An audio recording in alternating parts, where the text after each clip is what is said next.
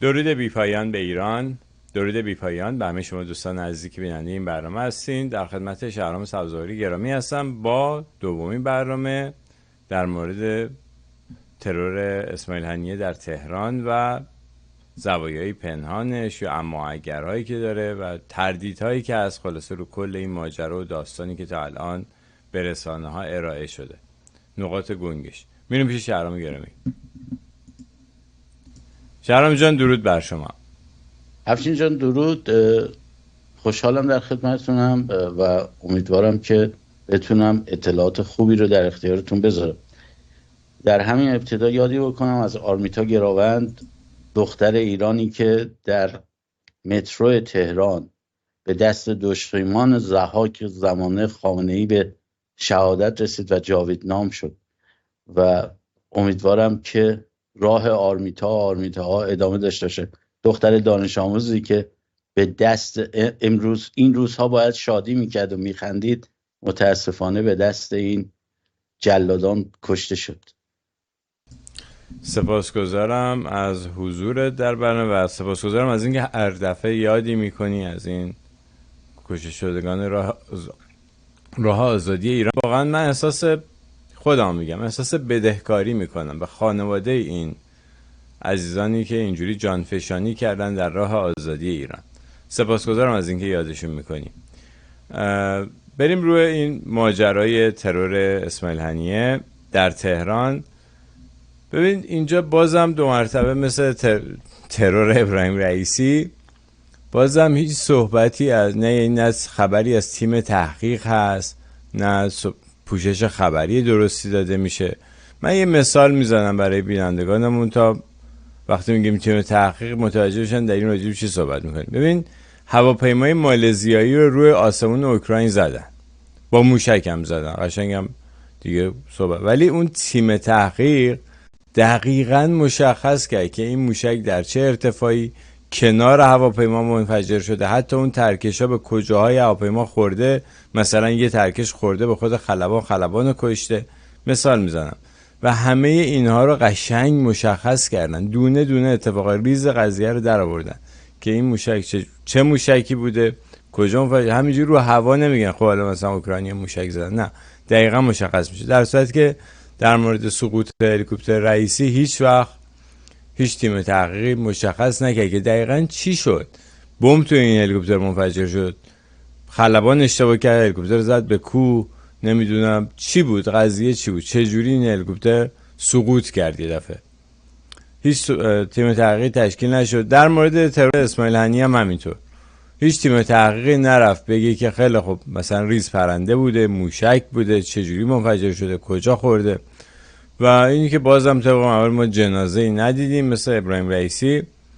و خلاصه میخواستم ازت بپرسم، به نظر تو طبیعیه اینی که حتی ساختمون رو از بیرون یه عکس از فاصله زیاد نشون میدن که مثلا این ساختمونه بوده، هیچ جزئیاتی منتشر نمیشه راجع به این که خب یا یه تیم خبری مثلا بره تو کوچه پس کوچه های اون اطراف مثلا از مردم مصاحبه بکنه، چیزی که معمول همه جا.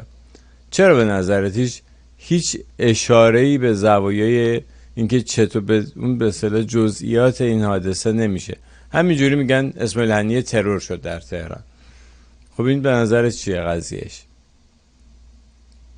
گفتی تیم تحقیق، فکر کنم منظورت اون تیمیه که باید برن سوانح رو بررسی کنن، حتی بقایای سلاحی که استفاده شده رو پیدا کنن، روش بیان کار کنن و یه گزارش دقیق و مدون بدن که آقا مثلا این اینجا هدف قرار گرفته با چه نوع سلاحی بوده، از چه فاصله‌ای بوده، دوش پرتاب بوده، نمیدونم زمینی بوده، از آسمون بوده، از کوادفر بوده، موشک بوده، چی بوده. بالاخره مشخص میشه اینا دیگه، نوع انفجار، سختی انفجار، چقدر مواد منفجره درش به کار رفته بوده. ولی خب ما این تیم تحقیق رو داریم، خیلی خوبش هم داریم، ولی ما در گذشته هم دیدیم که این کار صورت نگرفته. چطور صورت نگرفته افشین جان؟ اگه یادت باشه ما ویدیوهایی که ساختیم راجع به سانحه و کشته شدن فرماندهان ارتش، خیلی از این فرماندهان بر اثر سانحه هوایی از دست رفته بودن، کشته شده بودن، مثل ستاری، مثل اون یکی بابایی، مثل اون خیلی بودن راجبشون صحبت کردیم، کاظمی و حتی احمدی مقدم، تهرانی احمدی مقدم که میگن پدر موشکی. مثلا تو گزارش احمدی مقدم میدونی چی اومده بود که مثلا 2 سرباز داشتن با سنگ بازی میکردن، سنگ رفته از اون هواکش انبار موشک‌ها گذر کرده، رفته خورده بر سر یکی از این موشک‌ها، این موشک‌ها منفجر شده و تهرانی احمدی مقدم هم باش منفجر. خب خیلی مسخره است. یعنی شاید بگم تو 100 میلیون اگه یه همچین اتفاقی بیفته. تیم تحقیقاتی که سواد این کارو داشته باشن داریم، ولی جمهوری اسلامی چون سابقه مدیدی در این دستکاری‌ها داره، سابقه خیلی قشنگی نداره، مثل کشورهای ید کمونیستی طولایی داره. ید طولایی داره. نمیخواستم حالا از این ید دست طویلی در این مسخره بازی داره. جمهوری اسلامی همیشه گزارش ها رو عوض میکنه، اونجوری که خودش دلش میخواد مینویسه. حتی پرو وای میسه مقابل دنیا هم میگن اینجوری شده، این جمهوری اسلامی میگه نه اینجوری نشده، اینی که من گفتم درست. هنوز شما هواپیمای اوکراینی رو ببینید زدن، هنوز مدعیان که مثلا خلبانی که اونجا بوده هواپیمای مسافربری اون اشتباه کرده، ما اشتباه نکردیم. جمهوری اسلامی اینجوریه دیگه، در صورتی که خودشون هم میدونن چه جنایتی کردن و چه کاری انجام دادن. با توجه به صحنه‌هایی که وجود داره، با توجه به اتفاقی که افتاده، اون نقطه زنی که انجام شده، یعنی فقط همون 2 طبقه یا 1 طبقه‌ای که این آدم توش ساکن بوده منفجر شده. خب این نشون میده که واقعا نشت اطلاعاتی داشتن. تازه اگه نیروی خارجی هم زده باشه، نیروی خارجی چجوری تا اونجا با سلاح تا قلب تهران نفوذ کرده و این حرکت رو انجام داده. اینا همه میشه گفت همون جوری که گفتیم تونل های اطلاعاتی، دیگه نمیشه بهش بگیم حفره های امنیتی. یک شکست بزرگ اطلاعاتی برای جمهوری اسلامی که این همه به اطلاعاتش مینازه و اینکه خودش دستی در کار داشته باشه هیچ بعید نیست، چون نه اجازه میده کسی بره بررسی کنه. خب میتونستن بگن تیم هایی بیاد از کشورهایی که مثلا طرف حساب هستن، مثل همون قطر، مثل نمیدونم کشورهای اسلامی که همین حماس تروریست رو ساپورت میکنن یا اینا باهاشون مراوده داشتن. خب اونها هم تیم تحقیقاتی داشتن که بتونن بفرستن برای شفافیت موضوع بیان تحقیق کنن، ولی نه، سرتش رو زود هم آوردن. حالا اگه واقعیت باشه 4 تا استخون ریختن تو تابوت و دادن کوله یه سری فرستادن رفت قطر دیگه. اینجوری است. بله. یه چند تا تصویر برای من فرستاده بودی، میخوام ازت خواهش کنم راجع به این تصویرها صحبت کنی. تصویر اول یه دونه موشک اندازه یا یه مثلا چیز که یه جای پارک شده کنار سیستم پدافندیه. اون سیستم پدافندی احتمالاً من فکر میکنم 3 خرداد باشه که نزدیک همون ساختمونی که مورد هدف قرار گرفته. یعنی ما یه سیستم پدافندی قوی داشتیم. البته من نمیدونم چرا لانچر خالیه و ازش هیچ استفاده نمیشه و همینجور پارک شده اون کنار. دکور انگار. آره یه جورایی میشه گفت که بازیه. بعد اصلا نوع برخورد ساختمون شما نگاه کنید، تقریبا میشه گفت یه ساختمون دنج در یک گوشه ای از منطقه پرته. درست حالا میگن قسمتی از کاخ سعدآباده، آخه مردم اشتباه میکنن مثلا بگی قسمتی از کاخه، چون کاخ تو قسمت آبادانی شهر رفت آمده دیده میشه، ولی این دقیقاً میشه گفت آخرین نقطه، بالاترین نقطه ای که از کاخ هست، از زمین های کاخ بوده که ساختمون ساخته شده و احاطه شده از طرف اطراف به کوه، یعنی دامنه کوههای البرز، رشته کوههای البرز که یک کم بالاترش اگه بخوای از کوه بری میخوری به ایستگاه توچال و اصلا ارتفاع سطح ارتفاعشو مکانی نیست که اینجوری بهت بگم که تو تردد همه عموم باشه. این آقا رو بردن اونجا گذاشتن توی اتاقی که تقریبا میشه گفت یه گوشه مشرف به کوه هم مثلا یه تصویر همین رو می‌خواستم عرض کنم. بله مشرف به کوه و این دقیقاً سنگم یکی ورمی داشت پرت میکرد میرفت اون تو میترک، اینجوری بگم دیگه. یعنی مستقیم اگر داخل بمب نذاشته باشن از بیرون هم خیلی راحت میتونست مورد هدف قرار بگیره. جلوتر راجع به مهماتش و اینا هم صحبت خواهیم کرد. موضوع بعدی محافظانشه که 2 محافظ داره. یه عکسی فرستادی که 2 محافظ داره و الان صحبت اینه که یه محافظ کشته شده. آره فقط نه یه محافظش کشته شده. بعد جالبتر اینه که مثلا هیچ کسی تو اون مهمونسرا نبوده، نمیدونم موج انفجار ندیده، راجع به نوع انفجار صحبتی نداره. انفجار خب بالاخره ببین شما وقتی که میگن موشک شلیک شده به طرف هدف، به طرف این ساختمون، موشک خود اون اولیه‌اش هم یک صدایی داره وقتی شلیک میکنی. اگر از فاصله 2 کیلومتر بیشتر باشه که اون بحث جداست، ولی زیر 2 کیلومتر باشه قطعا یه عده باید اونجا شنیده باشن صدای شلیک اولیه رو. چند ثانیه بعدش اون صدای انفجار رو میشنون. یه حالت مثل ضربان 2 تا صدای انفجار میشنون، یکی شلیکه یکی خود منفجر شدنش. چجوری میشه که کسی به این اشاره نکرده که مثلا ما صدای شلیک رو شنیدیم یا فلان؟ اگر کوادپرم بود تو اون منطقه ساکت، وقتی که کوادپر پرواز میکنه صدای ملخاش بالاخره شنیده میشه ساعت 2 شب، چون منطقه میگم خارج از شهر محسوب میشه و حتما ساکت بوده. من بعید میدونم با توجه به اون سیستم پدافندی که اونجا هست حتما اخلال کننده بوده و سطح امنیتی این فرد.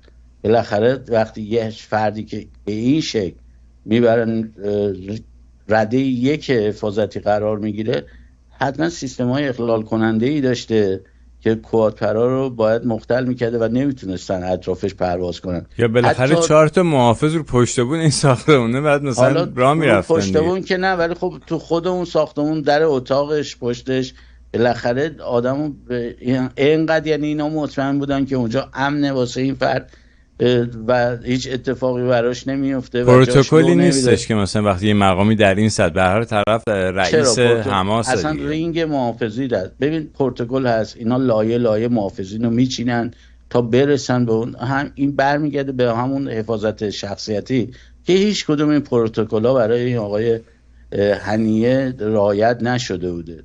خب وقتی رعایت نمیشه 2 چیز هست: یا طرف خودش مرخص کرده این محافظین و فلان و اینا رو، یا اینکه نخواستن ازش محافظت کنن و این سرنوشتش شده که جمهوری اسلامی این کارا زیاد میکنه.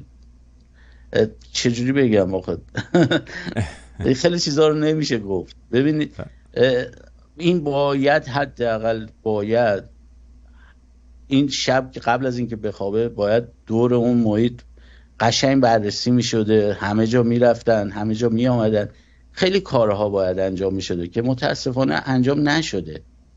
یعنی اینجوری که معلومه وقتی میگن اومدن اینجوری رفتن نفوذ کردن زدن، یعنی تیم حفاظتی از ایشون هیچ کار خاصی نکرد، همینجوری گفتن برو بالا بخواب. حالا متاسفانه یا خوشبختانه ما ولی مسئله که ما داریم متاسفانه که میگم من منظورم اون پروتکلاس رو عادته. بحث ما این نیست که هنیه یه تروریست بوده بالاخره مرده دیگه.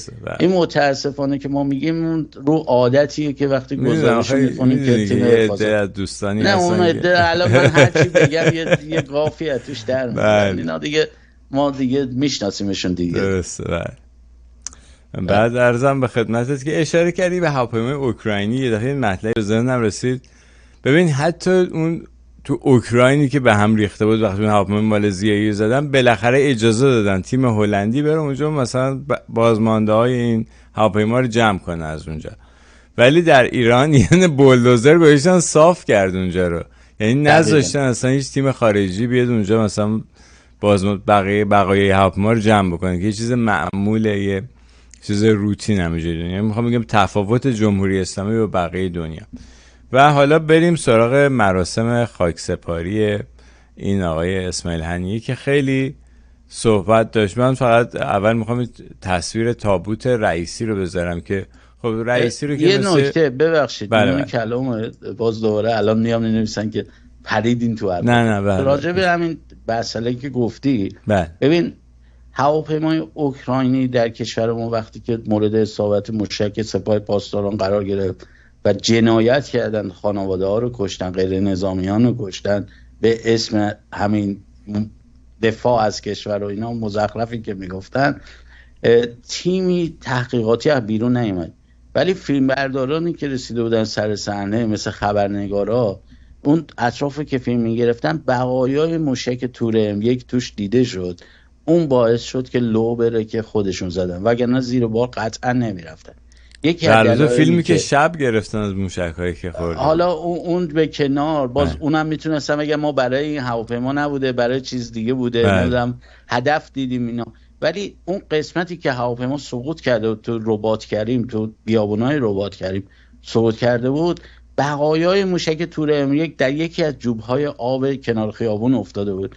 رو همون دست گذاشتن کارشناسان نظامی، امثال کسایی که ملیتاریستن، مطالعه میکنن، نوع سلاح رو میشناسن، اونا اومدن و اینو لو دادن. خب وقتی یه تیم کارشناسی بیاد، همونجور که عرض کردم، میره نوع سلاح رو تشخیص میده، نوع مواد منفجره رو تشخیص میده، چه سلاحی استفاده شده. خب اینا براشون همه دستشون رو میشه، نمیخوان همچین اتفاق. وقتی نمیخوان همچین اتفاقی بیفته یعنی ریگی تو کفشش. بعد حالا بریم سراغ مراسم چیز. اول من میخوام تابوت رئیسی رو نشون بدم که بازم ما جنازه رئیسی رو ندیدیم. یه سری آتا آشغال نشون دادن، گفتن این سر رئیسیه، اونم ساعتشه، این که اصلا معلوم نبود چی بوده. این هم که جنازه رو هم براشن تابوت ها رو یکی عکس روش چسبوندن، گفتن اینان دیگه، اون عبداللهیان، این رئیسی، اون آبجا، این فلان. در مورد جنازه این آقای اسماعیل هنی هم تقریبا همینطور، 2 تابوت آوردن، یکی عکس این بود روش، یکی عکس اون محافظش بود و گفتن همینه دیگه. باز جنازه‌ای نشون ندادن که به نظر من یه خورده شک برانگیز، یه خورده یعنی جای سوال داره. و در ضمن واکنش هایی شد در فضای مجازی نسبت به اینکه خامنه‌ای کارش شده تشییع جنازه و همینجوری این کارش شده نماز میت خوندن روی این آدمایی که کشته میشن. یه سری عکسایی هم اینور گذاشتن، جالب بود. مثلا اینکه مثلا تو بیزرا بودن، تا یه کسی مثلا فوت میشه میآوردن، یه آخوندی همیشه اونجا بود، یه پولی میگرفت من نماز میت میخوند. و الان خامنه‌ای هم همون جوری شده، یه روزخونی که میره فقط بالا سر جنازه و نماز. این یعنی واکنش هایی بود که شد به این. و در ضمن یه تصویر دیگه اومد بیرون و اون این بود که خامنه‌ای ترسناک به صورت خیلی مثلا وحشت زده داره آسمون رو نگاه میکنه. خیلی هم مورد توجه مثلا فضای کاربران فضای مجازی قرار گرفت، خیلی هم مسخره کردن و این تصویر. و در ضمن در کنار این تصویر یه تصویر دیگه هم شبکه منوتو گزارش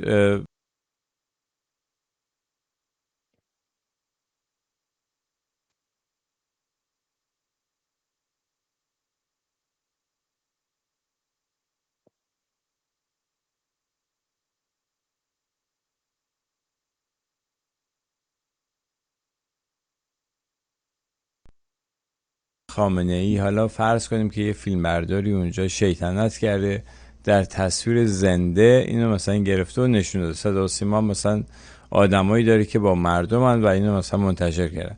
ولی دیگه خبرگزاری مهر یا خبرگزاری ایسنا که میتونستن یه تیکر کات کنن نشون ندن. یعنی میخوام بگم که اگه سوتی بود به نظر من جلوشو میگرفتن. این تصویر به نظر من عمدن دادن بیرون، با توجه به اینکه در تمام خبرگزاری اصلی هم پخش شد این تصویر که میشد خیلی راحت کاتش کرد. و با توجه به اصلا امنیتیه، یه جایی مثل صدا و سیما من محیط امنیتیه، به نظر من میشد اینو کات کرد. نظر تو چیه؟ تو چی فکر میکنی راجع به این کل این ماجرای تشییع جنازه؟ این که گفتی خامنه‌ای شده نماز میت خون، خوب شده دیگه. نمیدونم در حدود 70 تا 80 تا نماز میت تو همین چند وقت اخیر مونده که هر کی آوردن رفته بالا سرش وایساده و نماز میت خونده. در مورد اون تکثیر انداز عرض کنم، خب این پروتکل هر وقت این آقای خامنه‌ای میره یه جایی، آقا اضافه است، خامنه‌ای میره یه جایی مثلا نمازی بخونه فلانی بخونه، اون تکثیر اندازا وای میسن اون بالا که مثلا اگه اتفاقی افتاد کسی قصد حمله داشت فلان، بیاد تیمیه که بیشتر برای رعب و وحشت خوبه، برای نشون دادن رعب و وحشت و ژست چیزی خوبه. چون تو ترورای امروزی که داریم میبینیم اصلا تکثیر اندازا نمیتونن جایگاهی داشته باشن، وقتی به کار میان که کار تموم شده باشه دیگه، قوی تر از اون تیمی که برای ترامپ بود که نیست. که این یه مسئله است. بعد بحث این که شما میگی اون چهره ترسان، خامنه‌ای بدون شک دوچار زوال عقله، همونجور که تو انتخابات هم دیدیم مثل بایدن امروز فرداست که این ور اون ور بره و بیماری شدیدی که داره، همونجور که عرض کردم تا 7-8 ماه دیگه این به کما میره. بعید نیستش که اون حالتی هم که گرفته مال زوال عقلش باشه، چون اونجا سرپوشیده است، یعنی چیزی نمیبینه تو سقف. حالا دنبال چی تو سقف اون محیطی که تو دانشکده تهران دارن نماز میخونن، اصلا دانشکده تهران رو به خاطر این انتخاب کردن، هم محیطش کوچیک بوده، هم این که قابل کنترل تره، هم میتونستن جمعیت رو زیاد نشون بدن به خاطر اون نداشتن مساحت زیاد، وگرنه میبردن مصلا یا جای دیگه که خیلی راحت، حتی ترددش برای خامنه‌ای هم راحت‌تر بود، با هلیکوپتر میبردنش برمیگردن، جرئت نکرده بود حتی هلیکوپتر سوار شه. ببین ترس این نیست که فقط حالا اون بالا رو نگاه کرده یه تصویری ازش اومده بیرون ما بگیم که مثلا ترسیده، واقعا ترسیده. وقتی که میاد همه تمهیدات رو نگاه میذاره، مثلا دوربینی میکنه فلان میکنه که مواظب باشه اتفاقی براش نیفته، حتی حاضر نیست از بیت رهبری تا مصلی رو با هلیکوپتر بره، حرکت این شکلی داشته باشه، خب قطعا یعنی چی؟ یعنی مشکلی هست، چون از بیت رهبری تا دانشگاه تهران میتونه از تونل‌های زیرزمینی بره و هیچکی نمیره، یعنی از همون دری که اومده قشنگ آسانسور داره میره پایین، سوار اون ماشینی که اونجا هست میشه و مستقیم میره تو بیت رهبری میاد بیرون. بحث اینجاست که حتی حاضر نشده هلیکوپتری که مثلا تو بیت رهبری آماده باشه با اسکورت 2 کبرا پرواز میکنه، اونم حاضر نشده سوار بشه بره تو مصلا و بخواد یه همچین کاری بکنه. یا اینا هست. ببین خامنه‌ای واقعا ترسیده، آخر عمرش هم هست، خودش هم پایان حکومت رو داره میبینه، حالا با چنگ و دندون دارن نگه میدارن، با کلک پزشکیان و غیر پزشکیان و اینا دارن نگه میدارن، اون بحثای متفاوته که بعدا بهش میرسیم، ولی ترسیده افشین جان. حالا اون عکس هم اومده بیرون، شیطنت کردن یا نکردن، شاید خواستن ناراحتیشو نشون بدن، این کارا میکنن این بسیجیای ذوب در ولایت. مثلا ببین آقا چقدر ناراحت بوده، داشته با ملائک صحبت میکرده، نمیدونستن که میفته دست خوش حوادث میشه دست بچه، دست فعالان سیاسی فضای مجازی، فکر کردن اصلا اینو بدن بیرون، الان میگن آقا ببین چقدر عرفانیه، داشته با ملائک راز و نیاز میکرد. بعید نیست، چون اینجور خلبازی ها هم دارن. درسته. بعد مطلب بعدی راجبه اینه که ارتش، یعنی دولت اسرائیل رسما گردن نگرفته این ماجرا رو هنوز. شما تا حالا دیدی جایی مثلا گفته باشن که بله ما این کاری که خب کم چیزی نیست. اولا که اسرائیل به خاطر ماجرای 7 اکتبر رو قبل از اون خب حماس رهبر تشکیلات سیاسی که رسما در اسرائیل ترور میکنه، بنابراین حماس، دولت اسرائیل و ارتش اسرائیل حق داره که رئیس این تروریستا رو مثل آمریکا که رفت بن لادن زد، اونم حق دارن مثلا این اسماعیل هنیه رو بزنن ولی تا حالا نیومدن رسما بگن این کار ما بوده. اینو به نظر خب چرا اینا نمیگن؟ آیا جای گفتن، جای گردن گرفتن که کار خودشون بوده؟ ببین ارتش اسرائیل اینی که شما میگه حق داره، بله ارتش اسرائیل حق داره، چون در جنگ دیگه، جنگ مستقیم با حماس، هر جای دنیا که میتونه طبق قوانین رهبران اون ارتشی که مقابلش ایستادن رو حالا بهشون حمله کنه. ولی اسماعیل هنیه شکری رو قبول کرده، فؤاد شکری رو گفته ما زدیم، ولی این اسماعیل هنیه رو گفته مطلقاً ارتش اسرائیل هیچ دخالتی در اون شب نداشته و این کار اسرائیل نیست.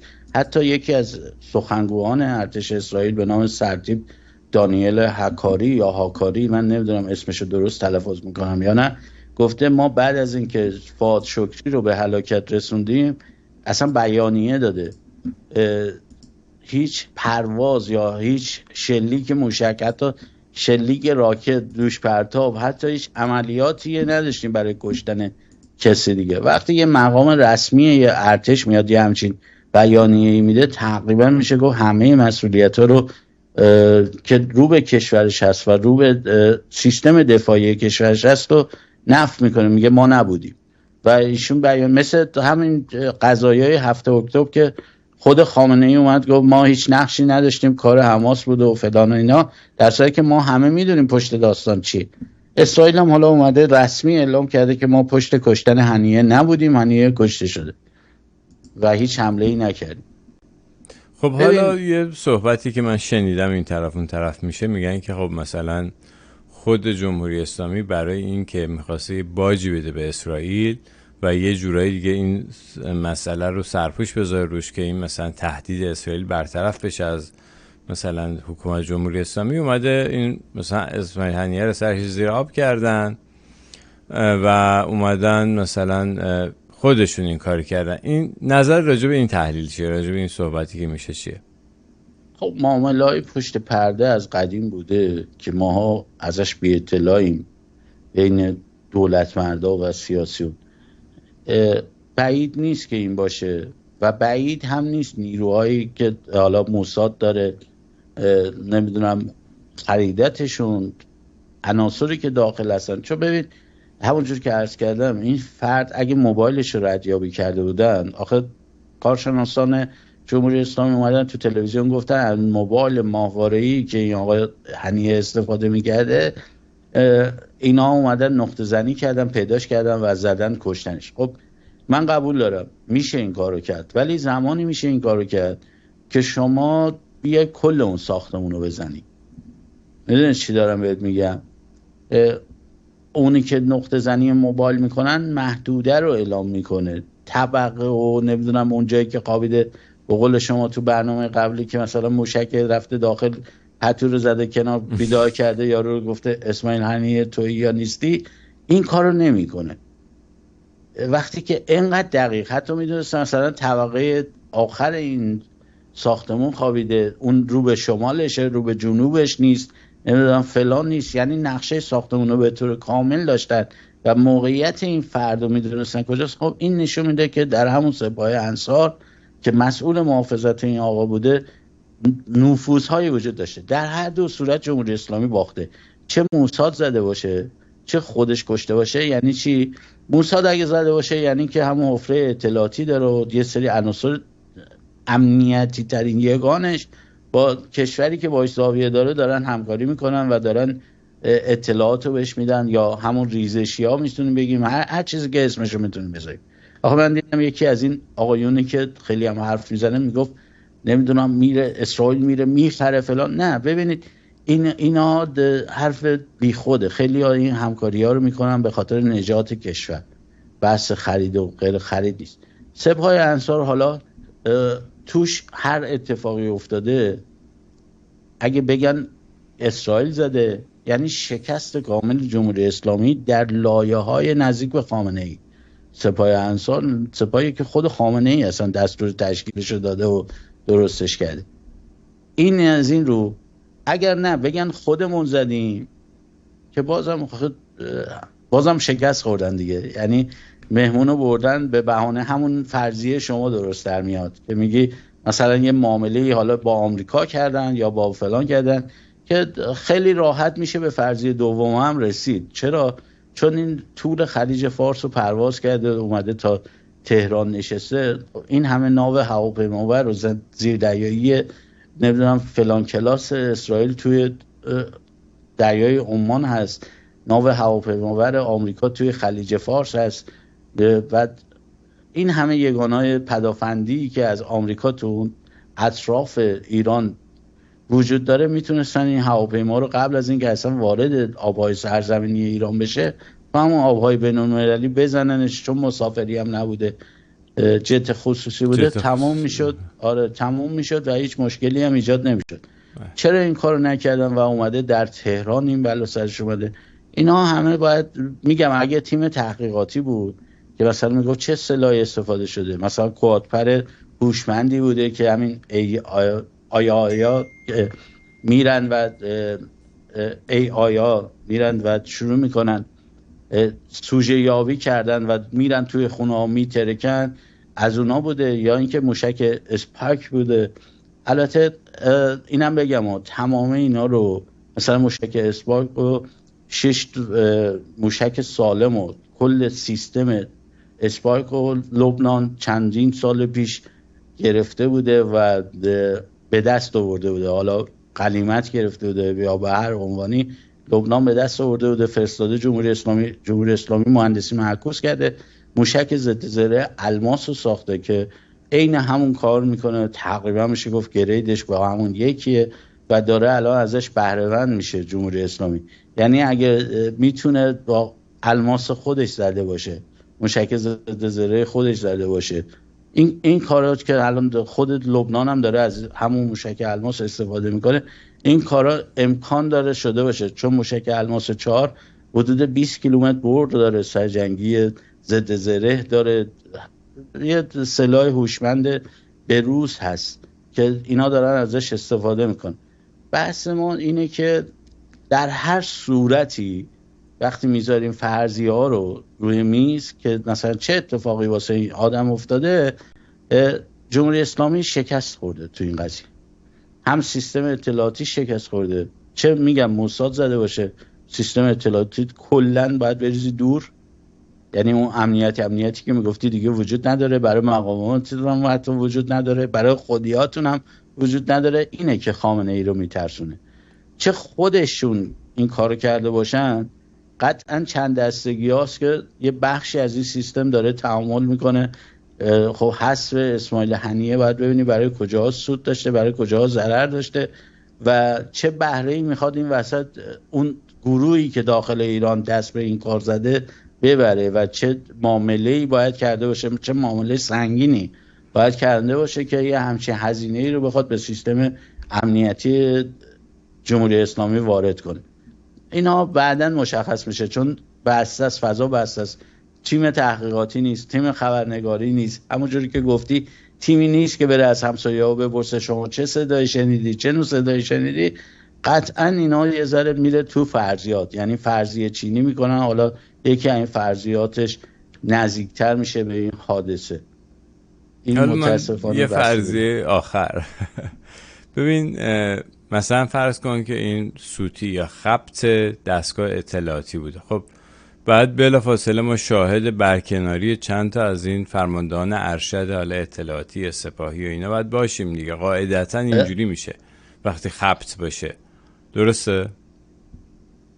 خب شما آمریکا زندگی کردی با قوانین نه تو ایران برای هر جای دنیا خب بالاخره آخه دیگه بزرگترین خبطی که بود، آخه ببین افشین جان، بزرگترین خبطی که بود کشتن زن و بچه مردم تو آسمون با هواپیمای اوکراینی شد، مخصوصا نه اینکه برکنار نشد مسئولش بهش عنوان قهرمان ملی و نشان افتخار و نشان ذوالفقار و بالاترین نشانهای نظامی رو بهش دادن. خب یعنی خواست و اراده خودشون بود دیگه. بله. آره دیگه خواست و اراده خودشون بود دیگه، اونو دیگه حالا دیگه فرضیه نیست دیگه، درست. همه جای دنیا میدونن اون کارو مخصوصا به قتل رسوندن. حالا اونی که اومده بود دکمه رو فشار داده بود، قطعا اونم با دستور این کارو کرده بود، بهش گفته بودن بکن، و چه برسه تا اون نفری که دستور آخر رو داده بود که حاجی زاده بود باش چه رفتاری کرده. بعد شما مثلا میخوای دموکراسی آمریکا یا اروپا یا مثلا کشورهای متمدن با این قضیه برخورد کنن؟ نه یه نتیجه گیری دارم. من میگم وقتی که باش برخورد نمیکنن یعنی که باز خواست و ارادهشون بوده دیگه. 100% دیگه. وگرنه هر کشور قاعدتاً باید برن الان اونا رو برکنار کنن. آمریکا اتفاقی که برای ترامپ افتاد کمترینش این بود که طرف اون رئیس امنیت داخلی آمریکا بود استعفا داد. بله. اون سازمان امنیتی که بود تنها راهی که گذاشتن جلوش سریع استعفا داد که مورد بقیه چیزا رو بتونه جلوش بگیره، اتهاماتی که بهش میکنه. ولی شما کجای ایران دیدی استعفا؟ مگه نافچه کنارک رو نزدن 19 نفر از بهترین مهندسین رو کشتن، کی مجازات شد؟ درست. اصلا اینجور چیزا توی ایران قفلی داره، متاسفانه مردم ما هم زود فراموش میکنن. حالا من این که حقش بود بمیره، این که اصلا بحثی توش نیست، ولی راجب هواپیما مردم ما سوس شدن، راجب نمیدونم همین کشته شدن آرمیتاها سوس شدن. هر جای دیگه دنیا بود باید رئیس پلیس اون کشور عزل میشد، بعد اون افرادی که این کارو کردن محاکمه میشدن، ولی نشدن. میدونی چی میگم؟ ایران دیگه، ایران و اشغال شده توسط اشغالگران. نه ایران اشغال شده توسط جمهوری اسلامی اشغالگران. اشغالگران هم الان کاری میکنن که زمان حمله مغول به ایران کرده، باز این مغول به اینا شرف داشت. بله، حداقل مغول ها دریاچه ارومیه و زاینده رود رو سالم گذاشتن. بله. بعد عرضم به خدمتت که بله دیگه، به هر حال مردم رو خواستم فقط بگم که مردم تحت تاثیر رسانه ها هستن. ببینید حالا رسانه های داخلی از سلبریتی های حکومتی تا تمام این تأثیر و اینفلوئنسرها به اصطلاح که در فضای مجازی همشون حکومتی هستن، اینا همش در مخ مردم راه میرن، حقایق رو عوض میکنن، موضوعاتی که اصلا مردم باید بهش اهمیت بدن و تغییر میدن، تا رسانه های خارجی دیگه، حالا از صدای آمریکا و نمیدونم BBC فارسی و همه اینا رو که بگیری میبینی باز یه خطی داره و یه جوری دیگه الان مردم ایران فهمیدن که یه جوری اینا همه دارن از جمهوری اسلامی حمایت میکنن، به نوعی خیلی پنهان و خیلی زیرپوستی به قول معروف. و اینم اسمش هم گذاشته، مثلا صدای آمریکا که من توش کار میکردم مشخص بود که مثلا درست کارشو انجام نمیده، میگفتن که اینجا سوء مدیریت داره میشه. چرا سوء مدیریت میشه؟ حتی تو کنگره استان مثلا جلسه تشکیل شد، گفتن که آخرش مثلا یکی از این مسئولین آمریکایی اومد اونجا گفتش که ایرانی‌ها اینجوری هن، نمیتونن با هم کار کنن، مثلا از این حرفا، در صورتی که باید مسئله رو برطرف میگه، باید پاسخگو بود که چرا این کار نمیکنه، دقیقاً مشخص کنه. دقیقاً مثل اون داستان سقوط هواپیماست که دقیق میشه مشخص که دقیقاً به چه دلیلی اینجا سوء مدیریت، یعنی سوء مدیریت کلیگوییه. وقتی کلیگویی میشه یعنی دارن ماسمالی میکنن قضیه رو. بله، به هر حال سپاسگزارم از وقتت. اگه صحبت دیگه این مونده گوش میکنیم به صحبت. عرضی ندارم، امیدوارم که روزی بشه کشورمون آزاد بشه و ما بتونیم جشن بگیریم و دیگه شاهد کشته شدن عزیزانمون نباشیم، مثل آرمیتا، مثل نیکا، مثل سارینا، مثل دستگلایی که تکرار نمیشه. و مردممون تحت تاثیر این هیپنوتیزم رسانه‌ای قرار نگیرن، آگاه بشن به این هیپنوتیزم رسانه‌ای که موضوعات رو میچرخونن عوض. سپاسگزارم. تا ایداری بدرود.